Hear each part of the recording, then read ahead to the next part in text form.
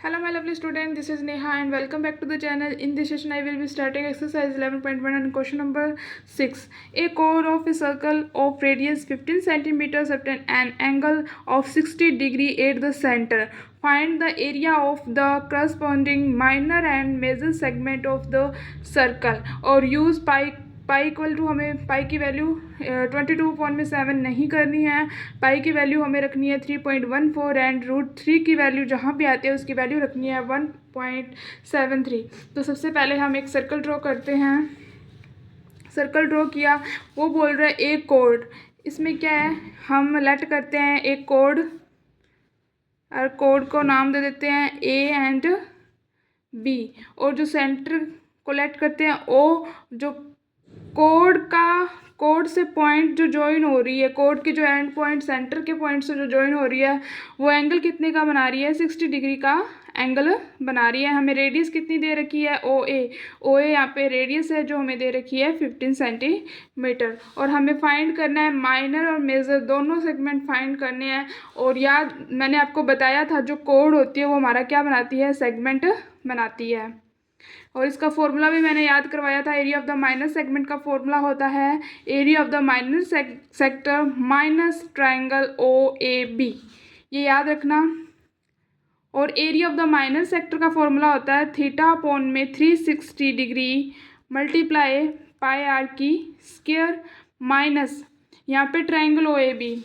देखो यहाँ पे जो हमारा एंगल है वो कितने का है, 60 डिग्री का है, और जो साइड्स है वो कितनी की है, 15 की है। अगर हमारी साइड सेम होती है, जो उसके अपोजिट एंगल होते हैं वो भी कितने कितने के होते हैं, 60 डिग्री के ही होते हैं। तो ये कौन सा एक ट्रायंगल है, इक्विलेटरल ट्रायंगल है। और इक्विलेटरल ट्रायंगल का मैंने फॉर्मूला आपको याद कराया था √3 अपॉन में 4 ए की स्क्वायर। ए यहाँ पे क्या है, साइड है, ठीक है।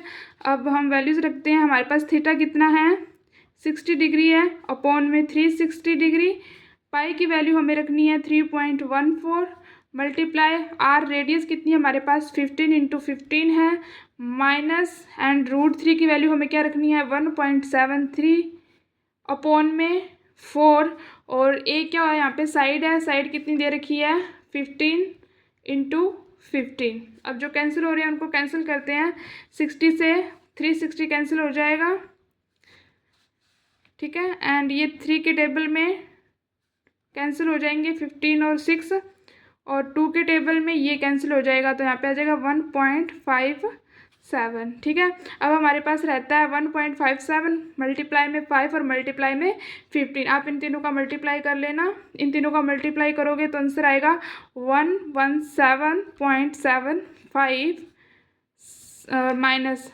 अब देखो ये 4 से कैंसिल हो जाएगा तो ये आएगा 7.5, यहाँ पे आएगा 2। अब ये दोनों भी अगर डिवाइड कर दे तो 1 आएगा और ये 7.5 आएगा। आप मल्टीप्लाई करके देख लेना, ऊपर तीनों का मल्टीप्लाई करते हैं तो हमारे पास आंसर आता है 97.3125, ये आंसर आएगा।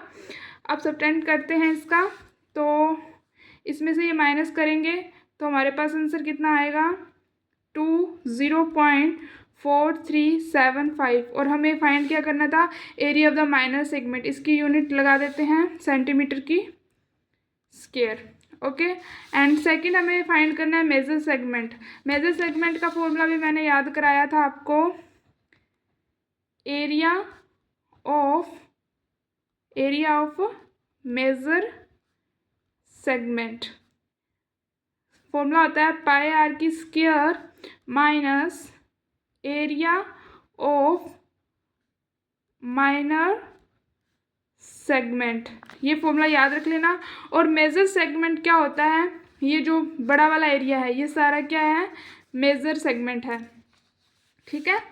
और जो कोड होती है वो सेगमेंट बनाती है, ये वाली माइनर, एंड मेजर कौन सा है, ये बड़ा वाला, ठीक है। इसका फॉर्मूला याद रखने ला, वैल्यूज पुट करते हैं तो आएगा 3.14 मल्टीप्लाई में 15 × 15 minus area of minor segment हमने फाइंड किया था, ये वाला यहाँ पे रख देते हैं 20.4375।